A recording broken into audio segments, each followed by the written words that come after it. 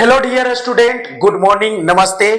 तो प्यारे बच्चों, अभी तक हम लोग 12th क्रैश कोर्स में जो बच्चे 2025 में 12th का एग्जाम देने वाले हैं साइंस स्ट्रीम से, उनके लिए जो ये फिजिक्स का क्रैश कोर्स था, जिसमें हम लोग अभी प्रीवियस ईयर का क्वेश्चंस बैंक को सोल्व कर रहे हैं, जिसमें हम लोगों ने इलेक्ट्रोस्टैटिक कंप्लीट कर रखा, दूसरा ऑप्टिक्स को कंप्लीट कर रखा है। उसके बाद ये आज जो स्टार्ट होने वाले हैं यूनिट टू जिसमें हम लोग करंट इलेक्ट्रिसिटी में ऑब्जेक्टिव क्वेश्चन को डिस्कस करने वाले हैं। और चूंकि बहुत सारे ऑब्जेक्टिव क्वेश्चन हो जाते हैं, इसलिए आज के इस सेशन में पार्ट 1 में जो हम लोग डिस्कस करेंगे 2015 से 2017 तक। तो डियर स्टूडेंट, अभी तक अगर आप सब लोगों ने अगर इलेक्ट्रोस्टैटिक और ऑप्टिक्स को कंप्लीट नहीं किए हो, तो जल्द से जाके ब्रिलियंट फिजिक्स एकेडमी चैनल पे जाके आप सभी लोग इस चीजों को आराम से सोल्व कर सकते हैं। तो चलते हैं, आज हम लोग 2015 से स्टार्ट करेंगे, एक एक क्वेश्चंस को देखेंगे कि कहां से कैसे है। तो पहले क्वेश्चन देखते हैं 2015 का पहला क्वेश्चन। अगर 2015 का पहला क्वेश्चन की अगर हम लोग बात करें, तो पहला क्वेश्चन जो है बच्चा, वो पहला क्वेश्चन है कि किलोवाट घंटा मात्रक है। तो किलोवाट घंटा जो मात्रक है वो एनर्जी का, ऊर्जा का मात्रक है। तो right answer A. Next question की ओर हम लोग देखते हैं कि विद्युत परिपथ के किसी बिंदु पर सभी धाराओं का बीजगणितीय योग क्या होता है। तो बच्चों, किरचॉफ्स का 2 नियम था। प्रथम नियम में आपको बताया गया कि अगर ये कोई बिंदु है तो इस पे अगर 2 एम्पियर की करंट आ रही है, तो इस पे जाने वाली भी कितना होगी, 2 एम्पियर। और चिन्ह परिपाटी से हम लोग ये प्लस और ये माइनस, तो बीजगणितीय योग शून्य होता है। क्या होता है? Right answer C in this question. Next question को देखते हैं कि एल आर परिपथ का प्रतिबाधा क्या होता है। ये प्रत्यवर्ती धारा चैप्टर का है, जिसमें हमसे पूछा गया है कि एल आर परिपथ का प्रतिबाधा क्या होती है। तो डियर बच्चों, एल आर परिपथ की जो प्रतिबाधा होती है वो √r² प्लस ω² L²। तो D is the correct answer.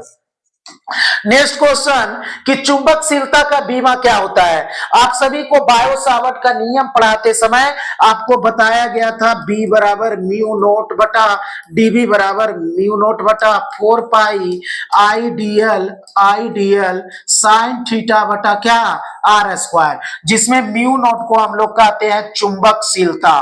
क्या कहते हैं? चुंबकशीलता। और इसी का आपसे क्या पूछा गया है? बीमा। तो डियर बच्चे, इसका जो बीमा होता है वो होता है ML T-2 A-2। तो देख लेते हैं option number ML T-2 A-2। तो right answer A in this question. तो 4 का कितना ए हो जाएगा। नेक्स्ट अगले क्वेश्चन की ओर देखते हैं कि विद्युत परिपथ की शक्ति क्या होती है। तो कई सारा इक्वेशन विद्युत परिपथ के शक्ति के लिए बताया गया था, जिसमें एक V² बटा R। तो C is the right answer in this question. Next अगले क्वेश्चन कि इलेक्ट्रॉन वोल्ट द्वारा मापा जाता है। तो इलेक्ट्रॉन वोल्ट के द्वारा जो मापा जाता है बच्चों, वो एनर्जी को मापा जाता है, ऊर्जा का। तो राइट आंसर डी। उसके बाद अगले क्वेश्चन की ओर हम लोग देखते हैं कि लेंज का नियम संबंधित है। तो लेंज का जो नियम था, चाहे किरचॉफ का द्वितीय नियम की बात कर ले, चाहे लेंज की नियम की बात कर ले, तो लेंज का जो नियम है ऊर्जा संरक्षण के सिद्धांत पे कार्य करता है। तो सी इज करेक्ट आंसर।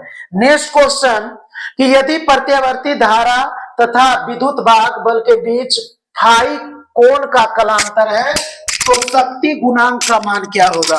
तो डियर बच्चे, जो शक्ति गुणांक का जो मान होगा वो डी cos फाई होगा। Right answer D. नेक्स्ट अगले क्वेश्चन की ओर हम लोग देखते हैं कि स्वप्रेरकत्व का एसआई मात्रक क्या होता है। स्वप्रेरकत्व का अगर एसआई मात्रक की बात करें, तो स्वप्रेरकत्व का जो एसआई मात्रक होता है हेनरी होता है। Correct answer C. नेक्स्ट अगले क्वेश्चन की ओर देखते हैं कि डायनमो का कार्य सिद्धांत आधारित है। तो विद्युत धारा के चुंबकीय प्रभाव पे। Right answer be in this question, विद्युत धारा के चुंबकीय प्रभाव पे। नेक्स्ट क्वेश्चन एक प्रत्यवर्ती विद्युत धारा का समीकरण I बराबर 0.6 साइन ओमेगा पाई टी से निरूपित है।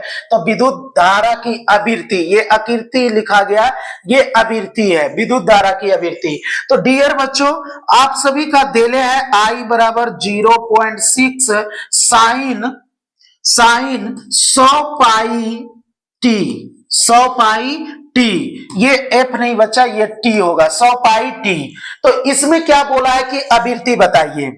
आपको प्रत्यवर्ती धारा का एक इक्वेशन होता है I बराबर I note sine omega T. इसका मतलब I नोट को हम लोग कहते हैं शिखर मान, I नोट को क्या कहते हैं, शिखर मान। और यहाँ पे I नोट का जो मान है बच्चा, I नोट का जो मान है वो 0.6 है। ओमेगा जो होता है ये कोणीय आवृत्ति, और इसका काम जो कर रहा है, ओमेगा का काम कर रहा है 100 पाई टी समय है। और ओमेगा का इक्वेशन होता है 2 पाई एफ बराबर 100 पाई। तो पाई से पाई गया, 2 से ये गया तो 50, यानी एफ बराबर 50। चूंकि आवृत्ति है तो इसका मात्रक हर्ज, तो 50 यहाँ पे हर्ज होगा, 50 हर्ज। तो B is the correct answer. Next question की ओर देखते हैं।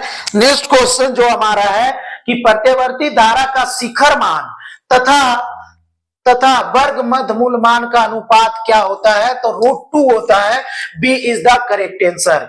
नेक्स्ट क्वेश्चन की ओर हम लोग देखते हैं 2016 में कि चुंबकीय क्षेत्र का जो चुंबकीय क्षेत्र बी होता है, इसकी बीमा क्या होती है। तो डियर बच्चे, चुंबकीय क्षेत्र का जो बीमा होता है वो बीमा होता है m l पे पावर 0 t-2 a इनवर्स। तो देख लेते हैं ऑप्शन नंबर m l पे पावर 0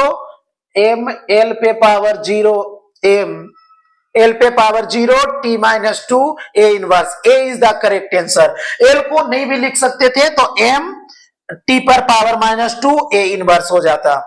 नेक्स्ट अगले क्वेश्चन की ओर देखते हैं कि एल आर परिपथ का शक्ति गुणांक क्या होता है। तो डियर बच्चों, एल आर परिपथ का जो शक्ति गुणांक होता है, B is the correct answer, r बटा √r square plus omega square into L का स्क्वायर। नेक्स्ट, जब चुंबकीय क्षेत्र की तीव्रता को चौगुना बढ़ा दिया जाता है तो लटकती हुई चुंबकीय सुई का आवर्तकाल क्या होता है। तो डियर बच्चों, आवर्तकाल का जो इक्वेशन होता है t बराबर 2 पाई √I बटा mb। I बटा क्या होता है, mb। तो डियर बच्चों, क्या बोला है कि लटकती हुई चुंबकीय सुई का आवर्तकाल क्या होगा, तीव्रता को चौगुनी कर दी जाती है, चुंबकीय क्षेत्र की तीव्रता को, यानी चुंबकीय क्षेत्र को चौगुनी, यानी t यहां से लिख सकते हैं √1 I बटा b।